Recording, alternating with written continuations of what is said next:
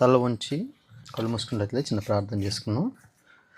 మహాగణుడ, మహిమోన్నతుడ, మహాపరిశుద్ధుడైన ప్రేమ గల తండ్రి, జీవము కలిగిన ఆయన, సత్య సంపూర్ణుడ, నిన్న నేడు నిరంతరము ఏకరీతిగా ఉన్నవాడ, మీకు స్తోత్రంలో కృతజ్ఞతాస్తుతులు యేసుక్రీస్తు నామములో మా అందరి పక్షాన మీకు చెల్లిస్తున్నాం తండ్రి.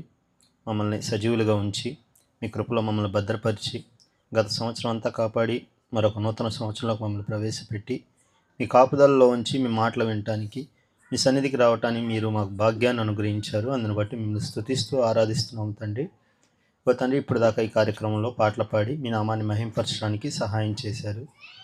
తండ్రి, మీ పక్షాన్ని నిలవబడి మీ ఆత్మ సహాయం చేత కొన్ని సంగతులు నాయన తండ్రి మేము ఆలోచించబోచుండగా మీరు మాలో ఉంచిన మీ పరిశుద్ధాత్మ సహాయం చేత మీ మాటలు మాత్రమే ప్రకటించడానికి సహాయం చేయమని, అవి నా మాటలు అయితే అవి ఎవరికి జీవాన్నివ్వు, ఎవరికి ఊతమునివ్వవు, ఎవరికి ఆదరణనివ్వవు.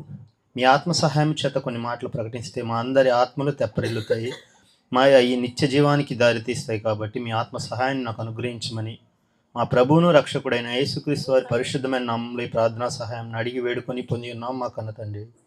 ఆమేన్. మంచిదండి. చేరి వచ్చిన పెద్దలు, సహోదరులు, తల్లిదండ్రులకు అందరికీ కూడా క్రీస్తు నామంలో హృదయపూర్వక వందనాలు తెలియజేసుకుంటూ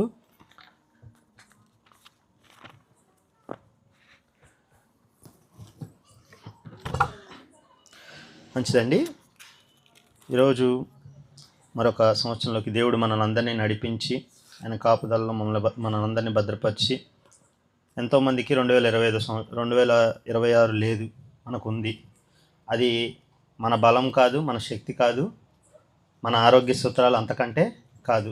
దేవుడి కనికరం, దేవుని కృప, దేవుని దయ మాత్రమే మనల్ని ఇంకా సజీవులుగా ఉంచింది. ఇచ్చిన ఈ ఆయుష్ని మనం ఆయన కొరకు వినియోగిస్తే అది ఇంకా అద్భుతంగా ఉంటుంది. అది మనం సద్వినియోగపరచుకున్నట్లు కూడా ఉంటుంది. కాబట్టి దేవుని గ్రంథంలో నుంచి కొన్ని మాటలు ఆలోచిద్దాం. ఈరోజు మనుషులుగా అందరం ప్రజలుగా ఈ భూమి మీద దేవుడు సృజిస్తే ఇక్కడ ఉన్నాం. మనం అందరం దేవుని చేతి పని అయి ఉన్నాం. దేవుని చేతి పని అయి ఉన్న మనము ఈరోజు దేవుడు ఎందుకు ఉద్దేశించి మనిషిని చేశాడో ఆ ఉద్దేశాన్ని మనిషి మరిచిపోయి తన సొంత ఉద్దేశాన్ని, ఇదే లైఫ్ పర్పస్ అని, ఇదే మనిషి యొక్క ఉద్దేశం అని ఈరోజు ఉరుకులు పరుగులుగా జీవితాలు కొనసాగుతున్నాయి. నిజంగా మనం అడిగితే, అయ్యా నీ జీవిత ఉద్దేశం ఏంటి, అసలు మనిషిగా పుట్టావు కదా, ఏంటి నీ ఉద్దేశం, మనిషిని అసలు మనిషిగా మనం ఉన్నాం కదా, మనిషి యొక్క ఉద్దేశం ఏందని లోకాన్ని అడిగినా, క్రైస్తవ ప్రపంచాన్ని అడిగినా ఈరోజు చాలామంది చెప్పే సంగతులు ఏంటి చెప్పండి. మీరు 2-3 చెప్పండి. మనిషి ఉద్దేశం ఏంటి అంటే మీరు ఎన్నై కానీ మీ ఆలోచనలు కానీ ఏమన్నా పంచుకుంటారా? మనిషి యొక్క లైఫ్ పర్పస్ అంటాం కదా, మనిషి యొక్క జీవిత పరమార్థం ఏంటి అసలు? ఇప్పుడు మీకు ఒక ఉదాహరణ చెప్తాను, అప్పుడు ఇంకా అర్థం అవ్వచ్చు. ఇప్పుడు ఆడ కొన్ని కుర్చీలు ఉన్నాయి, అవి ఎవరు చేసినాయి? మనిషి తయారు చేసుకుంది.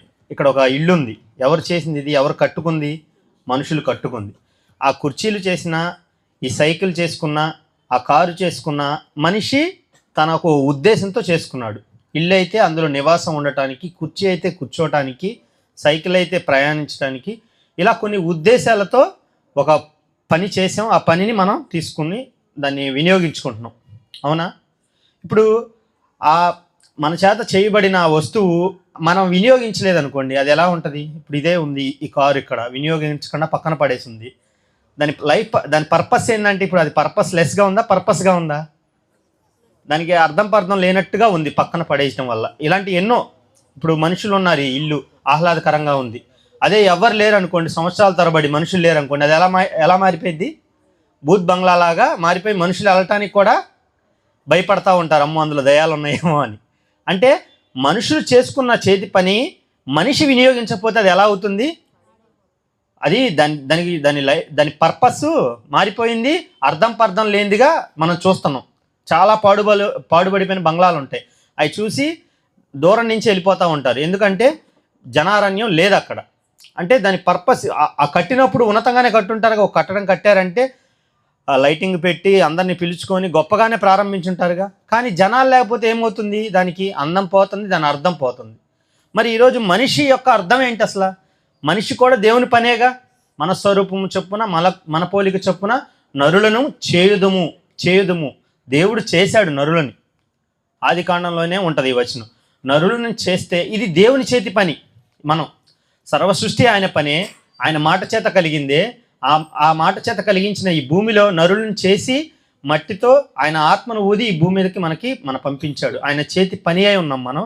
మన చేతి పనులు మనకు వినియోగించుకుంటున్నాం. బాగానే అర్థవంతంగా ఆలోచిస్తున్నాం, అర్థవంతంగా దాన్ని వినియోగించుకుంటున్నాం. అది అర్థం లేదు.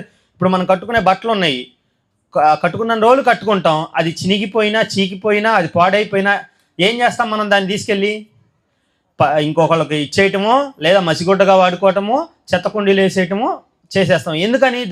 దాని పర్పస్, ఏ పర్పస్ మీద మనం కొన్నామో ఆ పర్పస్ దాంతో అయిపోయింది. ఇంకా అయిపోగానే ఏం చేస్తున్నాం? దాన్ని పడేస్తున్నాం. ఇప్పుడు పడేసినప్పుడు అది అర్థం లేకుండా ఎలా అయితే ఉంటుందో ఈరోజు మనిషి కూడా దేవుని పనిగా. ఇప్పుడు చెప్పండి, మనిషి యొక్క ఉద్దేశం ఏంటి? మనిషి దేవుని పని అయి ఉన్నాడు. నీ జీవిత ఉద్దేశం ఏంటి? మనం మనిషిగా పుట్టాం కదా. ఇప్పుడు ఆ ఫోన్ కొన్నాం, దాన్ని వినియోగించుకుంటున్నాం, మనం వీడియో రికార్డ్ చేసుకుంటున్నాం. ఆటో ఉంది, జనాలను ఎక్కించుకుంటున్నాం, బాడుగులు వేసుకుంటున్నాం, సంపాదించుకుంటున్నాం, జీవనాన్ని కొనసాగిస్తున్నాం. ఉద్దేశం, పర్పస్. మరి మనిషి పర్పస్ ఏంటి అసలు? లైఫ్ పర్పస్ అంటారు. జీవిత పరమార్థం, జీవిత ఉద్దేశం అసలు ఏంటి? సమాజాన్ని అడిగితే ఏమేమి చెప్తారు? ఇప్పుడు మీరు చెప్తారు చూడండి. నా ఉద్దేశం ఏంటంటే నేను మంచి చదువులు చదవాలి. ఆ తర్వాత ఇప్పుడు చెప్తారు మంచి ఉద్యోగం చేయాలి. ఆ తర్వాత మంచి సంబంధం చూసి పెళ్లి చేసుకోవాలి. ఆ తర్వాత మంచిగా పిల్లల్ని కనాలి. ఆ తర్వాత ఇల్లు కొనాలో ఏదో చిన్న సొంత ఇల్లు ఏర్పాటు చేసుకోవాలి. ఆ తర్వాత వాళ్ళని చదివించాలి. ఆ తర్వాత వాళ్ళకి పెళ్ళిళ్ళు చేయాలి. ఆ తర్వాత రోగం రాకుండా ఎవరి చేత చేయించుకోకుండా ఈ జీవితాన్ని ఇలా ముగించేయాలి. ఇదే నా లైఫ్ పర్పస్. ఇందుకోసమేనా దేవుడు చేసింది మనల్ని? మనుషుల్ని అడిగితే ఇదే కదా చెప్పేది. ఈరోజు ఎవరినైనా అడగండి మీరు, ఇదే కదా చెప్పేది. ఇంతకు మించి ఏమన్నా చెప్తారా? అర్థమైందయ్యా అంటే ఏముందమ్మా, మేము 3 పూట్ల తింటున్నాము, మా బిడ్డల్ని చక్కగా పెంచుకున్నాము, మేము ఏ తప్పుడు పనులు చేయట్లేదు, మాకంటూ ఒక ఇల్లు ఉంది, మాకంటూ ఒక ఉద్యోగం ఉంది, చేసుకుంటున్నాం, ఇలా జీవనాన్ని ముగించేస్తున్నాం అని అంటున్నారు. ఇది మనం పెట్టుకున్న ఉద్దేశమా, దేవుడు పెట్టిన ఉద్దేశమా? ఇప్పుడు ఆ సైకిల్ ఉంది, మనం మన పర్పస్ మీద అది చేసుకున్నాం. ఆ సైకిల్ మనిషి లేకుండా వెళ్తుంది అనుకోండి, దాని అంతటా అదే. విచిత్రంగా చూస్తామా చూడమా మనం? ఒకవేళ వెళ్ళదులేండి, వెళ్తంటే చూస్తామా? ఎందుకు? దాని మీద మనిషి లేడు. ఏంది అది అర్థం లేకుండా వెళ్తుంది, అసలు ఎట్లా వెళ్తుంది అనుకుంటాం.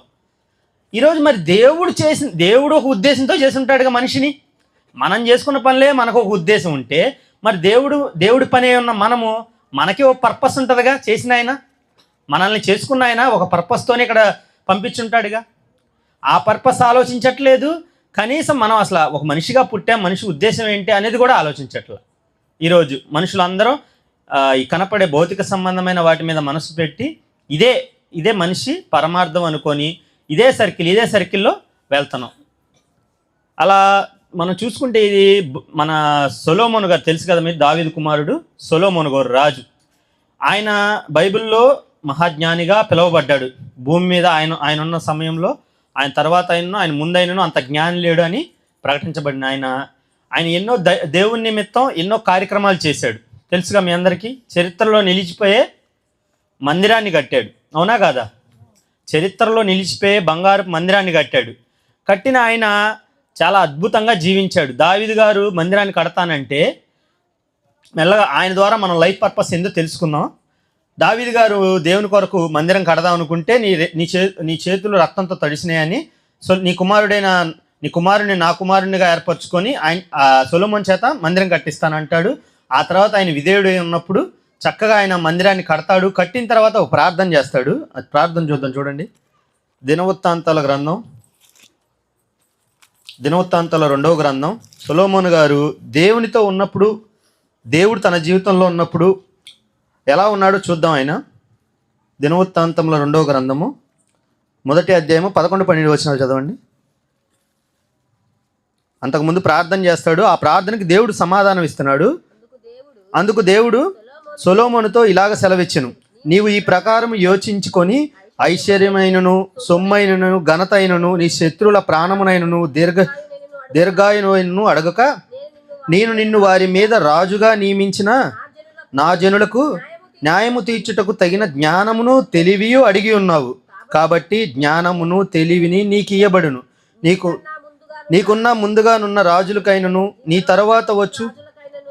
తర్వాత వచ్చు రాజులకైనను కలుగని ఐశ్వర్యమును సొమ్మును ఘనతను నీకు ఇచ్చేదనని చెప్పాను.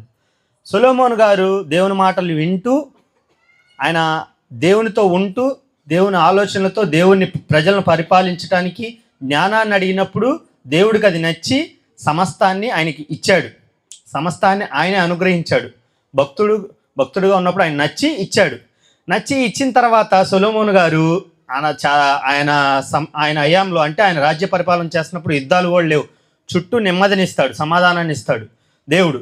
ఇచ్చినప్పుడు సమస్తాన్ని తీసుకున్న ఆయన దేవునితో ఉంటూ దేవుని ఆజ్ఞలు గైకొంటూ అలా కొనసాగుతున్న ఆయన ఏం చేస్తాడంటే, అన్నీ వచ్చేసాక, మందిరం కట్టేశాక, కొంచెం స్థిరపడిపోయిన తర్వాత అసలు దేవుడు లేకుండా లైఫ్ ఎలా ఉంటుందో చూద్దాం అనుకున్నాడు.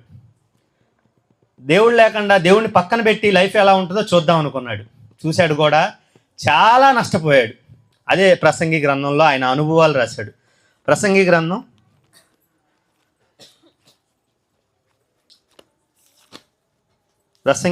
1వ అధ్యాయము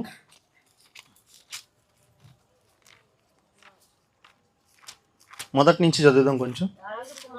దావీదు కుమారుడును యెరూషలేములో రాజునై ఉండి ప్రసంగి పలికిన మాటలు వ్యర్థమని ప్రసంగి చెప్పుచున్నాడు. వ్యర్థము సమస్తమును వ్యర్థమే. సూర్యుని కింద నరులు పడుచుండు పాటు అంతటి వలన వారికి కలుగుచున్న లాభమేమి? సూర్యుని కింద నరులు పరుచున్న పాటు అంతటి వలన వారికి కలుగు లాభమేమి? ఆయన చూశాడు, మొదలుపెట్టాడు. తరము వెంబడి తరము గతించిపోవచ్చున్నది, భూమి యొక్కటే ఎల్లప్పుడూ నిలిచినది. సూర్యుడు ఉదయించును, సూర్యుడు అస్తమించును, తాను ఉదయించిన స్థలమునకు మరలా చేరుటకు త్వరపడెను. గాలి దక్షిణమునకు పోయి ఉత్తరమునకు తిరుగును, ఇట్లా మరలా తిరుగుచు తన సంచార మార్గమును తిరిగి వచ్చును. నదులన్నీ సముద్రమునకు పడును, అయితే సముద్రం నిండుటలేదు. నదులు ఎక్కడ నుండి పారి వచ్చునో అక్కడికే అవి ఎప్పుడునూ మరలిపోవును. ఎడతెరిపి లేకుండా సమస్తమును జరుగుచున్నది. మనుష్యులు దాన్ని వివరింపచాలరు. చూచుట చేత కన్ను తృప్తి పొందకున్నది, వినుట చేత చెవికి తృప్తి కలుగటలేదు. అంటే సొలొమోను గారు మనసు నిలిపి ఆ భూమి మీద జరుగుతున్న సంగతులన్నీ చూస్తున్నాడు. వర్షం పడుతుంది, నదులు నిండట్లేదు, మళ్ళా నదులన్నీ వెళ్ళి సముద్రంలో కలుస్తున్నాయి. ఇలా సూర్యుడు అస్తమిస్తున్నాడు, ఉదయిస్తున్నాడు. గాలి ఉత్తర దిక్కు నుండి దక్షిణానికి వెళ్తుంది, ఎక్కడి నుంచి వస్తున్నాయి అక్కడికి వెళ్ళిపోతున్నాయి. అన్నీ చూశాడు. ఇవన్నీ భూమి మీద నరులు పడుతుండే పాటంతా గొప్ప ప్రయాస, అది వ్యర్థంగా ఉందంట. ఈరోజు మనుషులందరూ కూడా గొప్ప పాటే పడుతున్నారు. నిజంగా ఆ పాటు అంటే లేబర్ అని ఉంది ఇంగ్లీష్లో, అంటే పని. మనుషులు ఈరోజు తమ జీవితాన్ని కొనసాగించడానికి చాలా ప్రయాసపడుతున్నారు. కష్టమైపోయిందండి అని, ఇంట్లో ఒకళ్ళ సంపాదన సరిపోవట్లేదని, ఇలా చాలా ఇబ్బంది పడుతూ, చాలా పాటలు పడుతూ తమ జీవితాన్ని కొనసాగిస్తున్నారు. అలా కొనసాగిస్తూ ఉన్నప్పటికీ జీవితాలు కష్టంగానే వెళ్తున్నప్పటికీ దేవుని చిత్తాన్ని నెరవేరుస్తున్నామంటే నెరవేర్చకుండానే మన కష్టాలు నష్టాలు పడుతూ అలా వెళ్ళిపోతున్నాం. అది చూసిన ఆయన ఏమన్నాడంటే, ఇదంతా వ్యర్థంగానే ఉంది కదా, ఇన్ని కష్టాలు పడుతున్నాం, ఇన్ని నష్టాలు పడుతున్నాం, మనకేమన్నా ఇది ఉపయోగంగా ఉందా అంటే లేదు, వ్యర్థంగానే ఉందంటున్నాడు. ఇక్కడ వ్యర్థం అనే పదం దేనికి రాయబడిందంటే, తాత్కాలికమైనది లేదా నిలిచిపోనది, ఎప్పటికీ ఉండేది కాదనమాట. అంటే దేవుని లేకుండా అర్థం లేనిది అని అర్థం అనమాట. వ్యర్థం అని ఆయన వాడిన పదంలో వ్యర్థం అంటే అసలు వేస్ట్ అని కాదు. ఇప్పుడు మనం పని చేసాం, ఏదన్నా పొద్దు నుంచి సాయం దాకా పని చేసాం, దాని ద్వారా మనకు సంపాదన వచ్చిద్ది. ఆ సంపాదన ద్వారా కుటుంబాన్ని పోషిస్తాం, అవునా కాదా? ఇప్పుడు దాన్ని కూడా ఈయన వ్యర్థం అంటున్నాడు. వ్యర్థం అంటే ఆయన ఉద్దేశం ఏంటంటే, దీనికోసమే మనిషి ఎలా అయిపోయాడంటే, సంపాదించుకోవటం, తినటం, బ్రతకటం, ఈ భూమి మీద ఇదే జీవితానికి అలవాటైపోయి ఇలాగే కొనసాగిపోతున్నాడు. ఇది వ్యర్థంగానే కనిపిస్తుంది. ఇది ఇలా బుద్ధిహీనంగానే మనం వెళ్ళిపోతున్నాం, కానీ అర్థవంతంగా జీవితాన్ని మార్చుకోవట్లేదు అని చెప్పిన సొలొమోను గారు 2వ అధ్యాయము, ప్రసంగి గ్రంథం 2వ అధ్యాయము 8వ వచనం కాడి నుంచి చూద్దాం. నా కొరకు నేను వెండి బంగారములను, రాజులు సంపాదించు సంపదను, ఆయా దేశముల కొరకు ఆయా దేశములలో దొరుకు సంపత్తును కూర్చుకొంటిని. నేను గాయకులను గాయకాండ్రును మనుషులు ఇచ్చు సంపదను సంపాదించుకొని బహుమంది ఉపపత్నులు ఉంచుకొంటిని. నాకు ముందు యెరూషలేములో యెరూషలేమునందున్న వారందరికంటేను నేను మహాగణుడనే అభివృద్ధి నొంది తిని, నా జ్ఞానము నన్ను విడిచిపోలేదు. ఇక్కడ చూడండి, నా కన్నులు ఆశించిన వాటిలో దేనిని అవి చూడకుండా నేను అభ్యంతరము చేయలేదు. మరియు నా హృదయము నా పనులన్నిటిని బట్టి సంతోషింపగా, సంతోషకరమైనది ఏదియు అనుభవించకుండా నేను నా హృదయము నిర్బంధింపలేదు. ఇది నా పనులన్నిటి వలన నాకు దొరికిన భాగ్యము. అప్పుడు నేను చేసిన పనులన్నీ, వాటి కొరకై నేను పడిన ప్రయాస అంతయు నేను నిదానించి వివేచింపగా అవన్నీ వ్యర్థమైనవిగాను, ఒకడు గాలికై ప్రయాసపడినట్లుగాను అగుపడును. సూర్యుని కింద లాభకరమైనది ఏదియూ లేనట్టు నాకు కనబడుచున్నది. నా కొరకు, ఆయన కొరకు వెండి బంగారాలని, సంపదని, ఆ గాయకుని ఆయన్ని ఎంటర్టైన్ చేయడానికి ఎంతోమందిని ఏర్పరచుకొని శృంగార వనముల్ని, అంటే బ్యూటిఫుల్ వనాలను కట్టించుకున్నాడు, చెరువుల్ని తవ్వించాడు. ఆయన అన్ని పనులు ఆయన కొరకు చేయించుకొని ఇలా ఆనందిద్దాం లైఫ్ని అని ఇలా మొదలుపెట్టాడు. దేవుడు లేకుండా బహుమంది ఉపపత్నులను ఉంచుకున్నాడు. చాలామంది అన్యుల్ని అసలు దేవుడు చేసుకోవద్దంటే వారిని ఉపపత్నులుగా ఉంచుకొని అన్యదేవతల్ని ఆరాధించాడు. దేవుడిని వదిలేసి అన్యదేవతలకు మొక్కాడు. తమ భార్యలు సొలొమోను హృదయాన్ని తిప్పిరి అని ఉంటుంది రాజుల గ్రంథంలో. త్రిప్పిరి అంటే అన్య దేవతల వైపు కూడా తిరిగిపోయాడు. ఎప్పుడైతే దేవుణ్ణి వదిలేశాడో, దేవుడిచ్చే జ్ఞానాన్ని వదిలేశాడో, కన్నులకు అడ్డు చెప్పడం కూడా మానేశాడు. ఎప్పుడైతే దేవుని వాక్యం అంతా ఉంటుందో కన్నులకు అడ్డు చెబుతాం. ఏది చూడాలో ఏది చూడకూడదో మనకు వాక్యం చెబుతూ ఉంటుంది. సొలొమోన్ గారు ఎప్పుడైతే ఇలా చేశాడో, తన కన్నులకు ఏది ఇక నిర్బంధం ఏమీ లేకుండా ఏది చూడాలనుకున్నాడో అది ఏదైనా సరే చూసేశాడంట. అంతా అనుభవించిన తర్వాత కింద ఏం చెప్పాడు? నేను చేసిందంతా 11వ వచనం చూడండి. అప్పుడు నేను చేసిన పనులన్నీ, వాటి కొరకు నేను పడిన ప్రయాస అంతయు నేను నిదానించి వివేచింపగా అవన్నీ వ్యర్థమును, ఒకడు గాలికై ప్రయాసపడినట్టుగాను అగుపడును. అన్ని చేసి అన్ని అనుభవించి ఎన్ని చేశాడంటే అన్ని చేశాడండి. ఆయన ఎంత అనుభవించాడంటే ఆ రోజుల్లో ఆ ఇతర దేశపు రాజులందరూ బంగారం, ఆయా దేశాల్లో ఉండే అక్కడ కాస్ట్లీయస్ ఏదైతే ఉంటుందో అవన్నీ తీసుకొచ్చి సొలొమోన్ గారికి గిఫ్ట్లు ఇచ్చారు. అలాగే ఇప్పుడు మన దేశ ప్రధానమంత్రులు ఇంకో దేశ ప్రధానమంత్రికి గిఫ్ట్లు ఇస్తారు. ఇప్పుడు అమెరికా అధ్యక్షుడు ఎక్కడికి వెళ్ళినా ఆయనకు విమానం గిఫ్ట్గా ఇస్తారు, విమానం.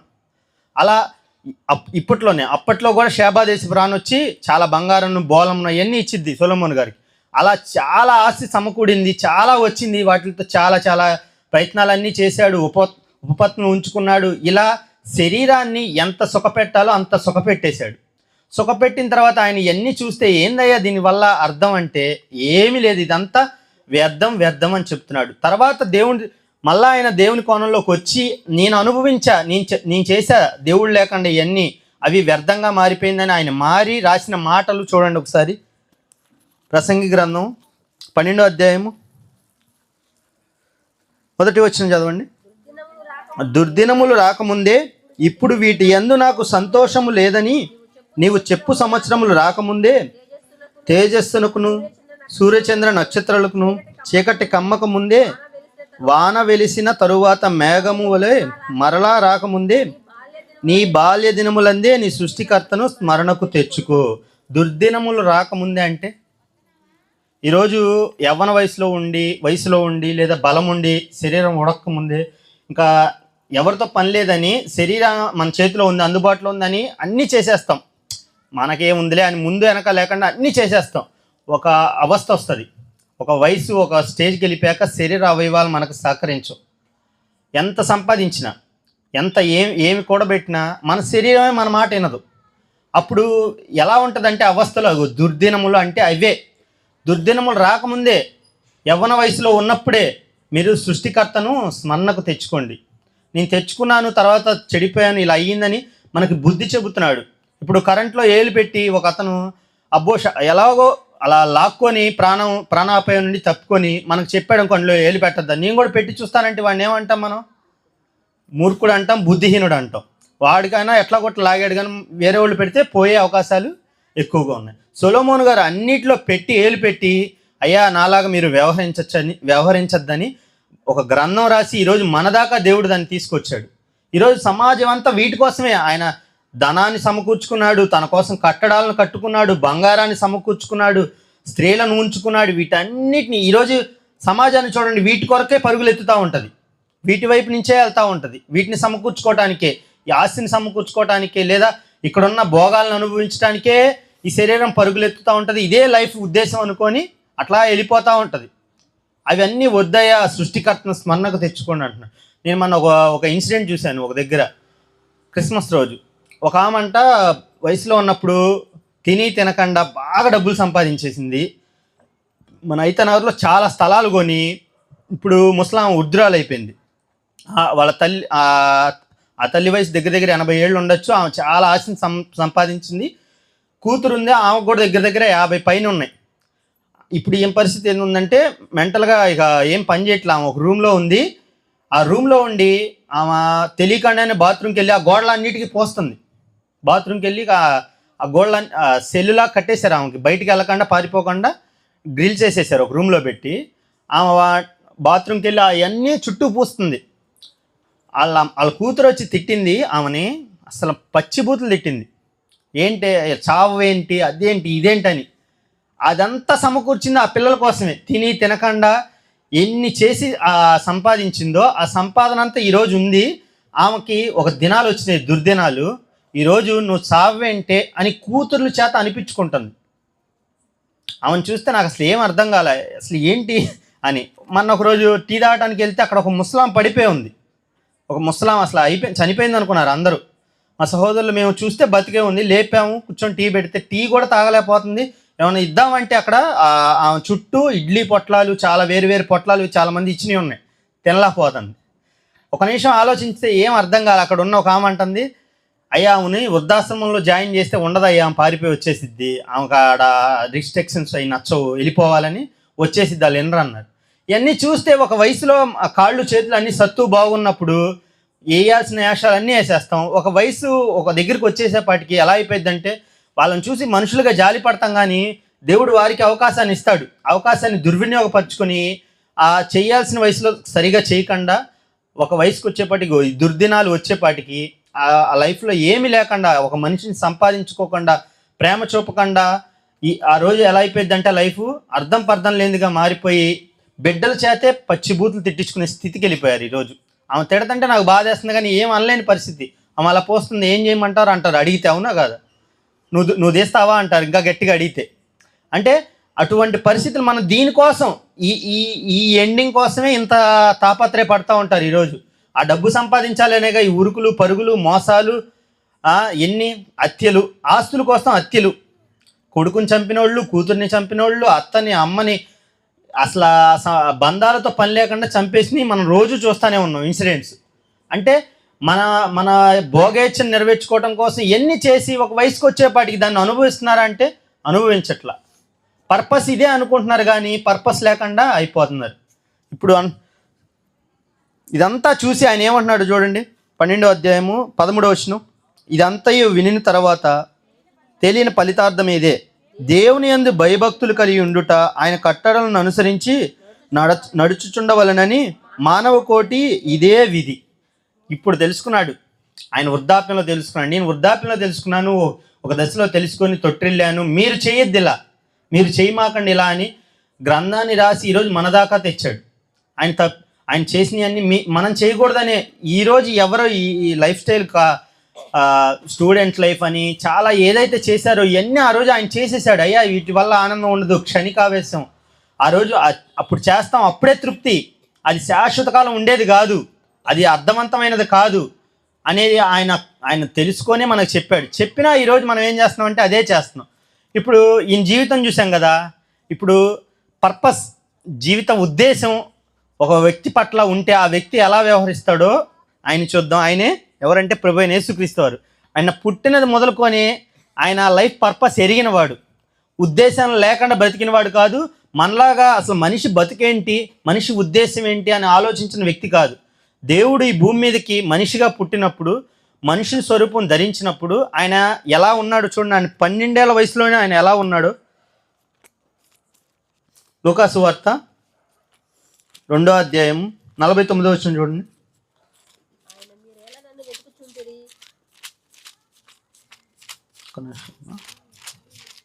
చదవండి.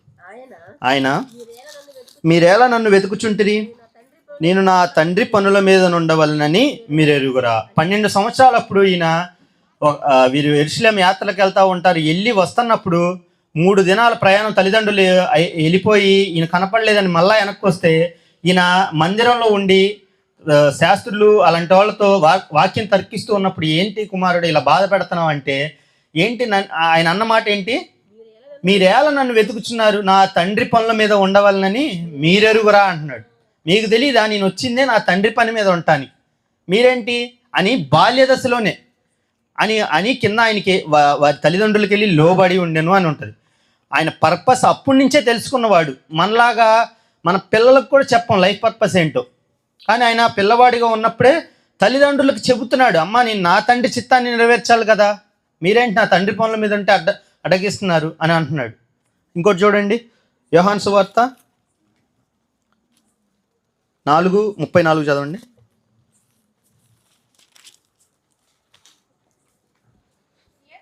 యేసు వారిని చూచి, నన్ను పంపిన వాని చిత్తము నెరవేర్చుటయు ఆయన పని తుదముట్టించుటయు నాకు ఆహారమై ఉన్నది. శిష్యులు వచ్చి ఆహారం తినమని వాళ్ళు అడుగుతుంటే ఆయన అప్పుడు దాకా సమరయ స్త్రీతో చెప్పి ఆమెకి చెప్పాల్సింది చెప్పి ఆమెను మార్చి వస్తే, శిష్యులు వచ్చి ఆహారం తీసుకొని వస్తే తినమంటే ఆయన లైఫ్ పర్పస్ తెలుసు. ఆయన ఆహారం కోసం కాదు నేనుంది ఇక్కడ, నా తండ్రి పనిని తుదముట్టించుటే నాకు ఆహారమై ఉన్నదంట.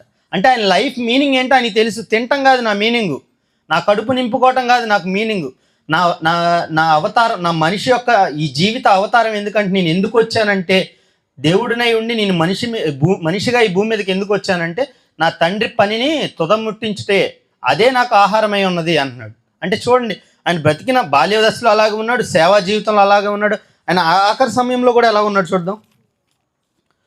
సరే, యోహాను సువార్త 17:4 కూడా చదవండి. చేయుటకు నువ్వు నాకు ఇచ్చిన పనిని నేను సంపూర్ణంగా నెరవేర్చి భూమి మీద నిన్ను మహింపరిచితిని. అంటే ఆయన సేవా జీవితం ముగించుకొని ఇంక సెలువుకు వెళ్ళిపోతున్నప్పుడు కూడా ఏమంటున్నాడు, నీవు నాకు ఇచ్చిన పనిని సంపూర్ణంగా నెరవేర్చిన, ఇదే నా పర్పస్. అది కాకుండా ఇంకా లూకాసు వార్త 22:42 చదవండి. లూకాసు వార్త, ఆయన వేదన పడి మరింత ఆదురముగా ప్రార్థన చేయగా ఆయన చెమట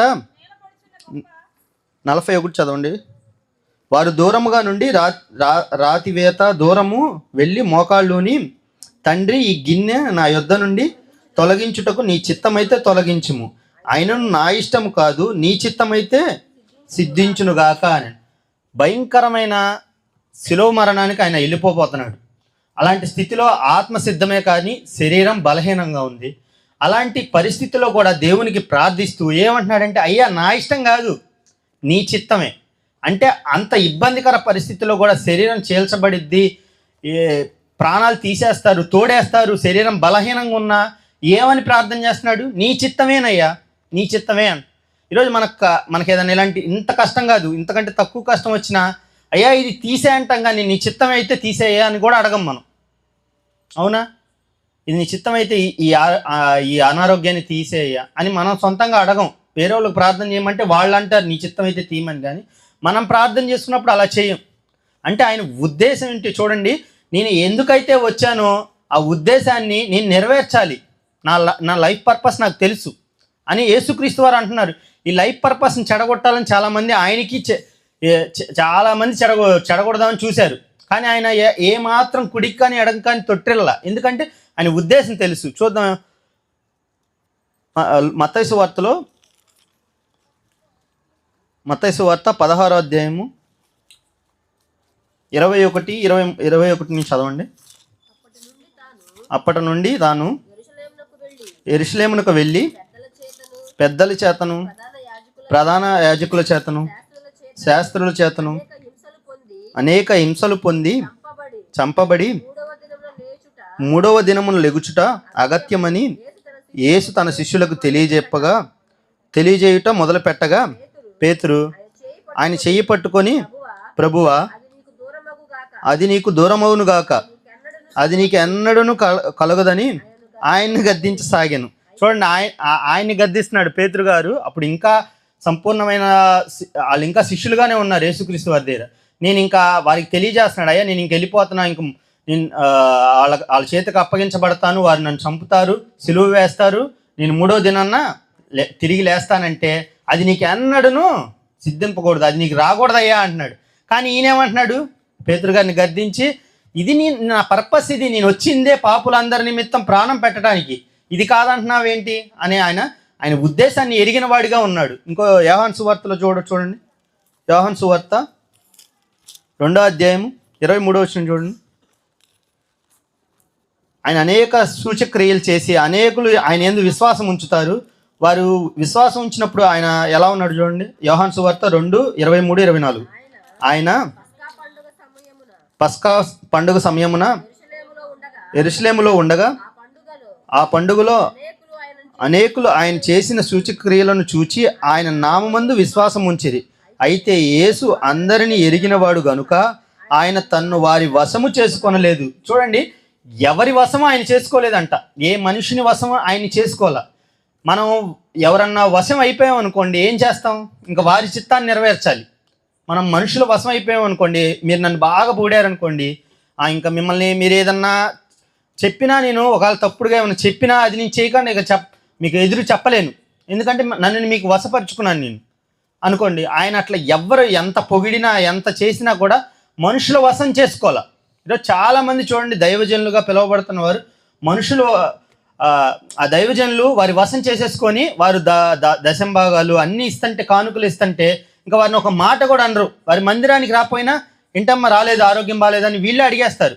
ప్రేమగా గద్దించరు, బుద్ధి చెప్పరు, ఇలాంటి ఏం చెప్పకుండా వీరిని వారి వశం చేసేసుకుంటారు.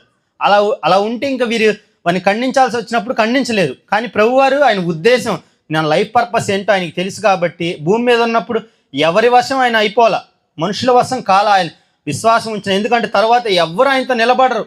వాళ్ళు వచ్చేదంతా ఆయన రొట్టెలు సూచక్రియలు ఆరోగ్యం ఇస్తాడని, ఆయన రొట్టెలు పంచిపెడతాడని అవి తినటానికే వస్తాడు. తర్వాత అదంతా చదివితే ముందు అలాగే ఉంటుంది, వాళ్ళని అరుస్తాడు కూడా. అంటే ఆయన లైఫ్ పర్పస్ చెడగొట్టాలని ఆయన జీవితంలో అనేక వచ్చినా కూడా ఆయన మార్గాన్ని తొలగల, ఆ లైఫ్ పర్పస్ ప్రకారమే వెళ్ళాడు. ఈరోజు మనం కూడా మన జీవితాల్లో లైఫ్ పర్పస్ని తెలియాలంటే వాక్యం దగ్గరికి రావాలి.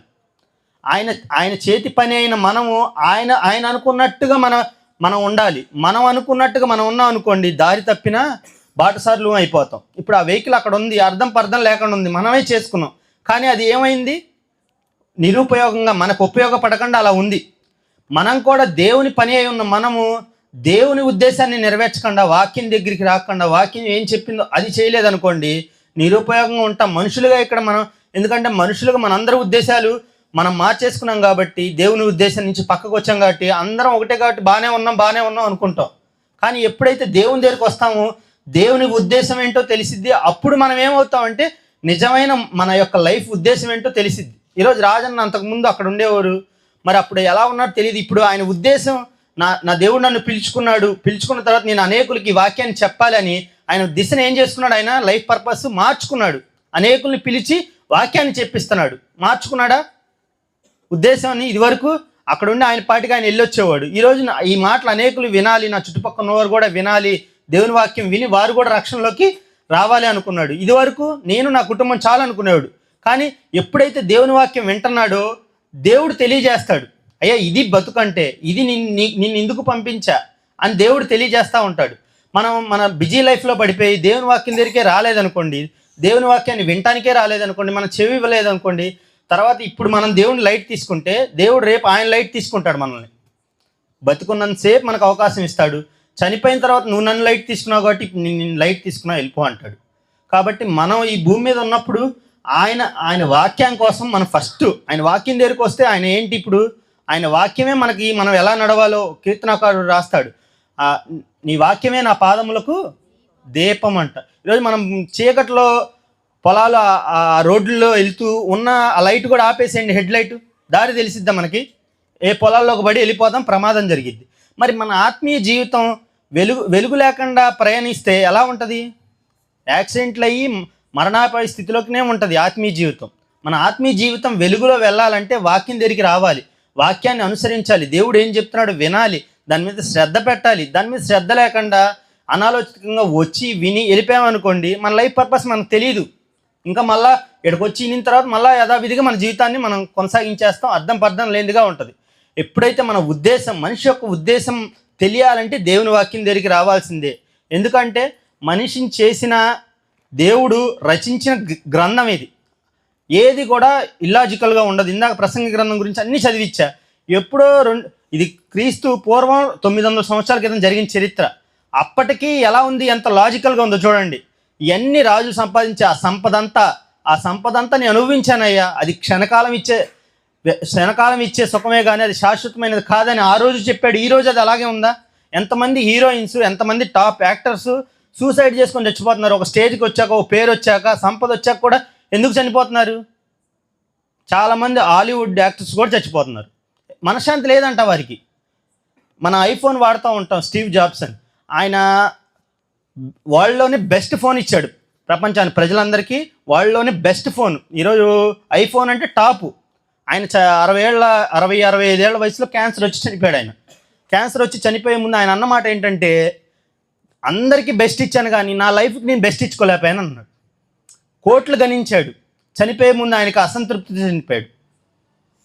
కోట్లు గణించాడు.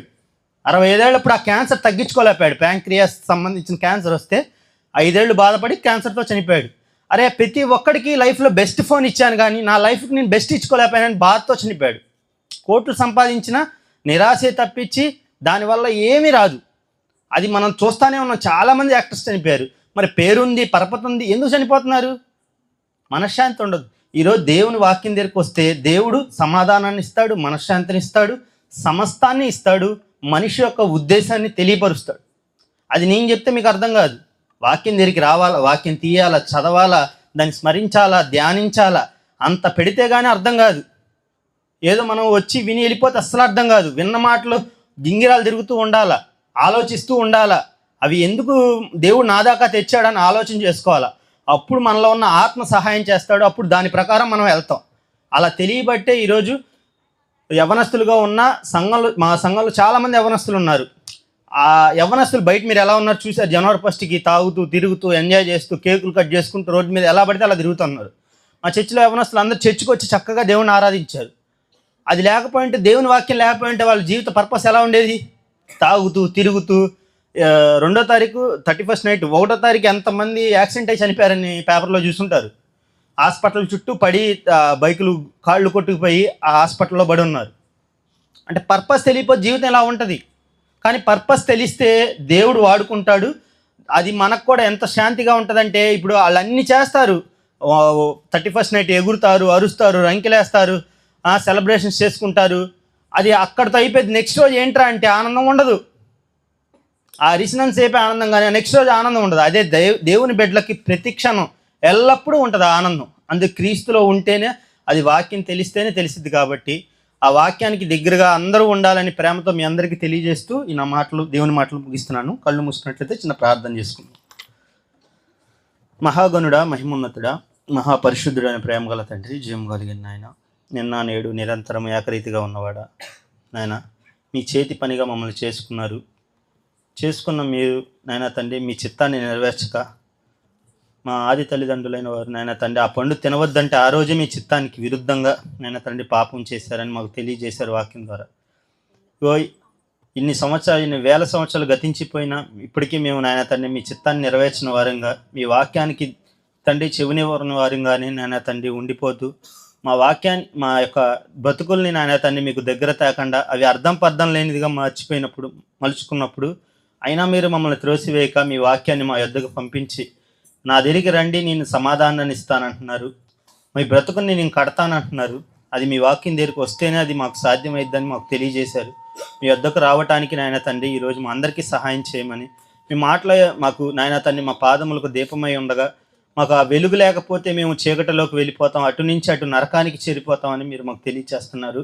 అటు నుంచి అటు మేము వెళ్ళక నాయన తండ్రి మీ కుమారుని ద్వారా జీవం పొందుకున్న మేము జీవంలోకి ప్రవేశించాలంటే ముందుగా నాయన తండ్రి మేము వాక్యం ఎరిగిన వారమై ఉండి నాయన వాక్యానుసారంగా నడుచుకోవాలని తెలియజేశారు. అందుని బట్టి మిమ్మల్ని స్తుతిస్తూ ఆరాధిస్తూ ఈ మాటలు ఏవి కూడా వ్యర్థముగా నాయన తండ్రి మేము వినియోగించుకొనక అర్థంగా మా జీవితాల్లో నాయన తండ్రి మార్చుకొని మనన చేసుకుంటూ మీకు ఇష్టలుగా మీ నామానికి మీ బిడ్డ ఈ భూమి మీద ఉన్నప్పుడు మహిమ తెచ్చాను అన్నాడు. మేము కూడా అటువంటి సాక్ష్యాన్ని ఆయన తండ్రి మీ బ్రతికి మీకు మహిమ తెచ్చే విధంగా మా బ్రతుకులు ఉండేలాగున మీ ఆత్మ సహాయాన్ని మా అందరికి అనుగ్రహించమని, పెద్దలు, తండ్రి సమానులు, తల్లి సమానులు, అయా సహోదరిమణులు అందరూ వచ్చి వాక్యాన్ని విన్నారు.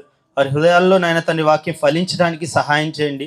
వారికి ఉన్న అనారోగ్యాలు మీ చిత్తమైతే తీసివేసి సంపూర్ణంగా మీ వాక్యాన్ని నేర్చుకోవటానికి మనసును వారికి నాయన తండ్రి అనుగ్రహించమని, సమస్త ఘనత మహిమ ప్రభావాలు మా ద్వారా మీరే పొందుకోమని, ఇక్కడ నాయన తండ్రి రాజన్న కుటుంబం చుట్టుపక్కల ఉన్నవారు సహకరిస్తూ చక్కటి కార్యక్రమాన్ని చక్కగా జరిగించడానికి నాయన వీరందరూ సహకారులుగా ఉంటున్న విధానాన్ని బట్టి అందరిని బట్టి మీకు స్తుతులు చెల్లిస్తూ ఇంకా వారు నూరంతలుగా నాయన తండ్రి మీ మాటలను తెలియజేయడానికి సహాయం చేయమని మా ప్రభువును రక్షకుడైన యేసుక్రీస్తు వారి పరిశుద్ధమైన నామంలో ఈ ప్రార్థనా సహాయం అడిగి వేడుకొని పొంది ఉన్నాం మా కన్న తండ్రి. ఆమేన్. ఓపికగా ఉన్న మీ అందరికి కూడా క్రీస్తు నామంలో వందనాలు.